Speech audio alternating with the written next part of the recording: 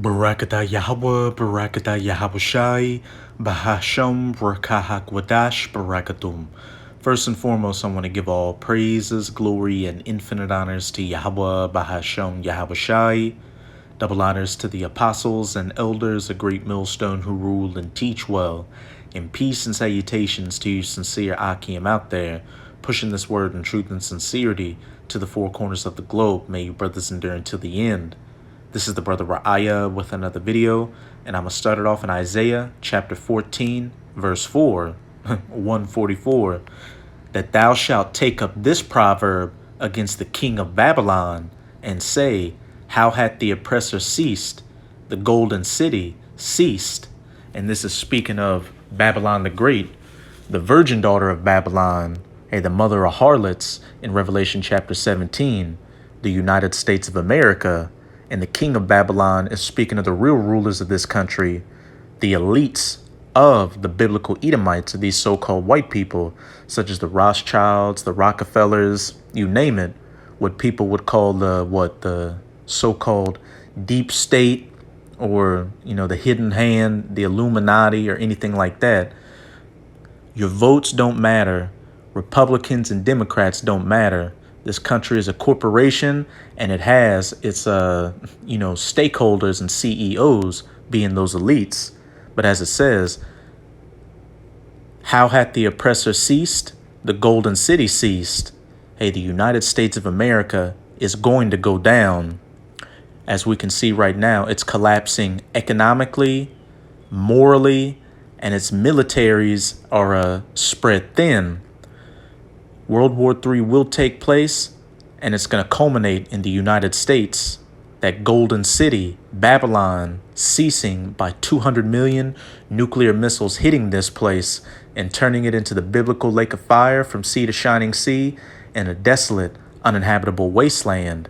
Afterward, and you oppressors, the king of Babylon, you elites, are going to cease as well, because after the dust settles, Yahawashi Hamashiach, whom the world ignorantly refers to as so-called Jesus Christ, is along with the 144,000 of the elect of the nation of Israel, who are fishers of men right now, prophesying this word on the highways and byways, as well as putting up video epistles online, are going to be hunters in that day with Yahawashi, with spiritual powers, and they're going to go everywhere you elites are hiding, your bunkers, your getaways, your low orbit space stations and stuff like that, and drag you out of those holes like the rat you are and slap chains on you so you can begin serving hardcore bondage and slavery for the first 1,000 years of the kingdom of heaven, along with the rest of your nation and these other heathens as well that survived the nuclear fallout from World War III.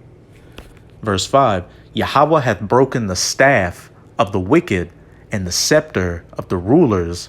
How hath the oppressor ceased, taken away the rulership from you Edomites, beginning with your elites. And the wicked, according to the scriptures, are you Edomites, the border of wickedness in Malachi chapter 1 verse 4, which means wherever you set up your border, wickedness follows. And also the wicked, whom the earth has been given into the hands of in Job chapter 9 verse 24. So if the earth has been given into your hands, what does that mean? The earth is engulfed in wickedness right now, which we can clearly see. You Edomites do everything clean contrary to the laws, statutes, and commandments of Yahweh Bahasham, Yahawashi in the scriptures. Hence, why this world is in this chaotic state that it's in. Men and women hate each other. The family structure's broken up. You got, chemtrails in the sky, pollution in the ocean, GMO foods giving people cancer, Wi-Fi radiation doing the same. You push feminism, democracy, capitalism, socialism, communism. We can be here for days listing the destructive acts that you Edomites push onto the people. Verse 6, he who smote the people in wrath with a continual stroke, he that ruled the nations in anger. And another thing you Edomites do is go to these different countries, especially the United States of America, to steal their resources. But you aren't going to straight up say, look, we're going there to take their resources. We're going to demonize the leaders of those countries, which more often than not are actually helping their people out, and call them dictators and tyrants. They're taking away women's rights. These people need democracy.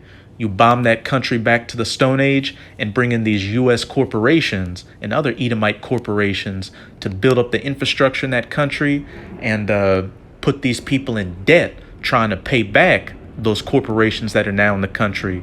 And of course, you bring in democracy and feminism and completely ruin their traditional way of life. Look at every country that the U.S. has, the U.S. and these other European nations, these other European Edomite nations have gone into to bring so-called freedom and democracy. And look at those countries now as opposed to what they were like before. It's a clear night and day difference, and not for the good. But as it said, he who smote the people in wrath with a continual stroke, he that ruled the nations in anger, is persecuted, and none hindereth. We're quickly coming into the times when, again, the United States of America and you elites and the Edomite nation as a whole is about to be taken out of power. And as it says, the whole earth is at rest and is quiet. They break forth into singing, because even though these other heathen nations, as well as you Edomites, are going to serve hardcore bondage and slavery in the kingdom of heaven under the true children of Israel, known as the so-called Negroes, Latinos, and Native Americans today, for the first 1,000 years of the kingdom of heaven, after everything's said and done, these other heathens are going to be allowed to go back to their, biblical lands and live at peace under the laws, statutes, and commandments, which is the only way for this earth to be governed. Clean air, clean water, clean food, and the family structure back in order, with the man at the head and the women and the children subservient to the man of the house. But as for you Edomites, every single Edomite man, woman, and child after that first 1,000 years of the kingdom of heaven is going to be gathered up and permanently culled from this planet with fire, because the Most High created you to be wicked, and there's nothing you can do to be righteous. As it says in Ecclesiastes, who can make that straight which the Most High has made crooked? And also, as it says in Psalms 58 verse 3, the wicked are estranged from the womb. So let's say you were also allowed to continue on in the kingdom of heaven. You'd still try to commit wickedness, so that virus has to be cut out, and that virus will be cut out. But kind of went a little off topic, but I opened up the video with these verses, especially verse 6. He who smote the people in wrath with a continual stroke, and he that ruled the nations in anger, to preface a little bit of this video from GDF's YouTube channel titled What They Don't Tell You About the Iraq War, just to show how these Edomites, especially from that golden city, the United States of America, have oppressed the people with a continual stroke and ruled the nations in anger. Because contrary to popular belief, Iraq, under Saddam Hussein, before the United States of America just wiped the floor with that country with the first Gulf War and the second Gulf War, was actually a pretty decent country. They had a lot of people had electricity, medical systems, a running infrastructure, etc., etc. But what happens, what always happens, the leader of that country doesn't want to play ball, or that country has resources that they're not willing to easily give up to the Western powers, and then they're demonized, and their country is attacked in the name of freedom and democracy and women's rights. But this is a fair use copyright disclaimer. I do not own any of the footage in this clip, nor do I stand to gain from it monetarily. It is simply for educational purposes. Jason Washburn. I was a corporal in the United States Marine Corps. My first 2 tours were with the 1st Battalion, 4th Marines, Charlie Company. During the course of my 3 tours, the rules of engagement changed a lot. For example, during the invasion, we were told to use target identification before engaging with anyone. But if the town or the city that we were approaching was a known threat, if the unit that went through the area before we did took a high number of casualties, we were basically we were allowed to shoot whatever we wanted. It was deemed to be a free fire zone. So we would roll through the town, and anything that we saw, everything that we saw, we engaged it and opened fire on everything. And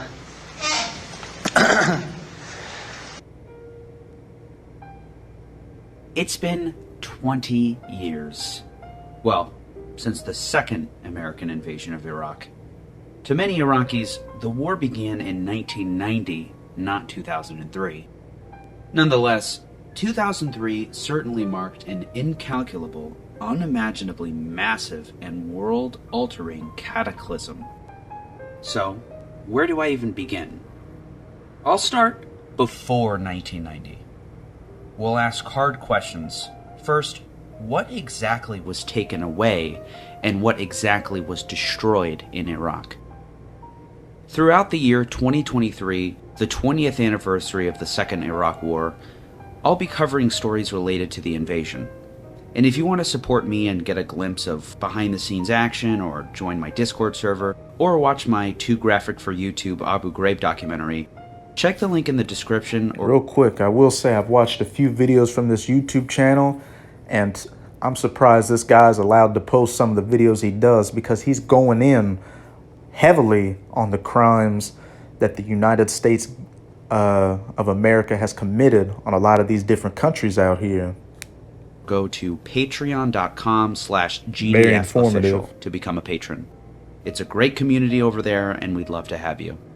I also accept donations through PayPal and Cash App, and those are on the screen now. Also, those links are in the description as well. Now, onto the video. In 2001, Dr. W. Kreisel of the World Health Organization prepared a report titled Health Situation in Iraq. It's worth quoting at length because it obliterates the common view of Iraq that was portrayed to me as a kid. Quote, before 1990, Iraq, with a GNP per capita of $2,800 belonged to the group of middle-income countries. The large investments in infrastructures and in human resources development had led to the development of an efficient health system that was considered one of the best in the Middle East. Malnutrition was virtually not seen, as households had easy and affordable access to a balanced dietary intake. It sounds similar to Libya in North Africa. That was one of the that was the most prosperous country in Africa at the time. But then what happened? You had Muammar Gaddafi wanting to move away from the U.S. dollar, and I believe the euro as well, and from the Western powers in general, with a gold-backed dinar, a national African continental currency. And then what? He was demonized, called a dictator, and then when the Western powers convinced him to give up his nuclear capabilities in order to have peace, then what happened? The Libyan civil war orchestrated by the West, which saw him overthrown and put to death by those so-called rebels, and the country descending into chaos. Now you've got slave markets there and true women's oppression. Before then, I believe there was free education, healthcare, all that. A lot of things similar to what we're hearing about Iraq now. And now look at Iraq today with democracy in it. Another shithole. All thanks to the Golden City, the United States of America. Which you also had Saddam Hussein wanting to move away from the, let me think. Now, you can correct me if I'm wrong. He either wanted to move away from the US dollar and move to the euro, or he wanted to move away from the euro and the US dollar, also with some type of gold-backed currency. And then look, history repeated itself. He was demonized, deposed out of power. And again, look at Iraq today. And another interesting thing, you can find pictures of Saddam Hussein as well as Donald Rumsfeld, who was a part of George W. Bush's cabinet during his presidency. And that's because the U.S. was an ally of Iraq and funded them back in the 80s against Iran in the Iran-Iraq war. healthcare services were guaranteed by an extensive network of well-equipped, well-supplied, and well-staffed health facilities. The access of patients to higher levels of care was easy and effortless, supported as it was by a distributed network of secondary and tertiary hospitals and institutions. Ambulances and emergency services were well developed and benefited from a properly maintained network of roads and telecommunications. Water and sanitation services benefited from large investments in water and sewage treatment plants during earlier decades, assuring nearly universal access to abundant, safe drinking water and to a relatively clean environment. Electricity.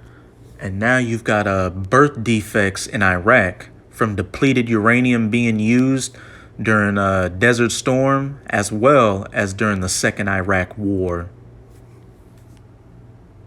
Had been made available even to remote. And also a toxic environment over there due to something called burn pits, which were massive pits in the middle of U.S. military bases where they would throw all their trash in and burn it.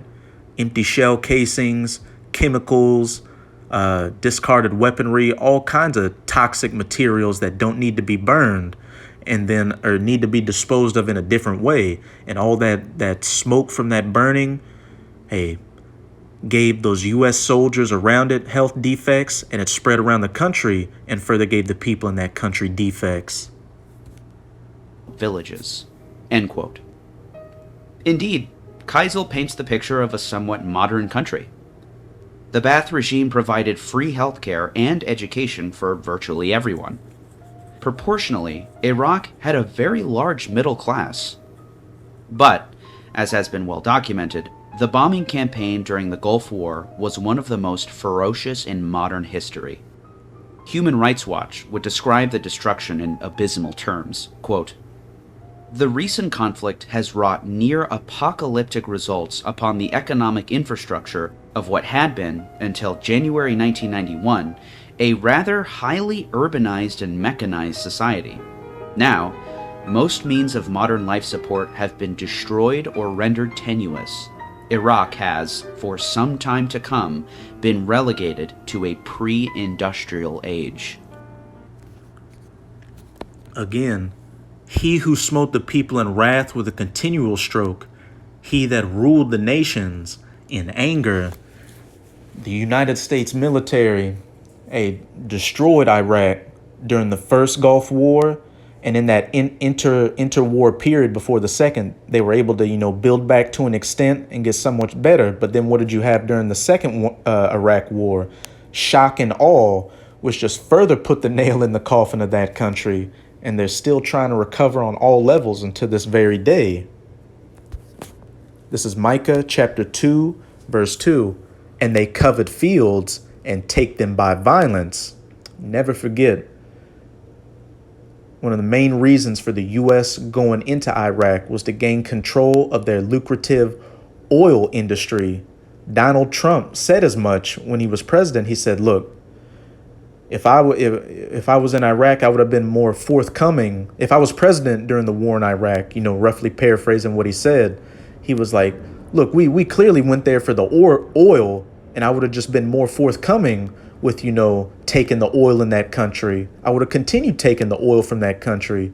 And when Trump put that U.S. presence in Syria, what did he say? Hey, we're here for the oil. We've taken the oil and houses and take them away.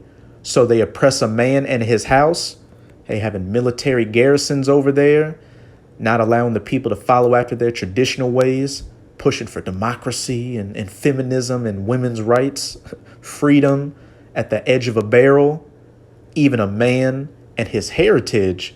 And that was a heritage of those Iraqi people. Free healthcare, free education, a decent middle class and an infrastructure. But what? Through those bombing campaigns, a lot of that was destroyed, and they're still trying to recover unto this day. Their heritage completely taken away from them. Again, instead of them following after their old customs, they're having those customs, those death styles of the West pushed on them.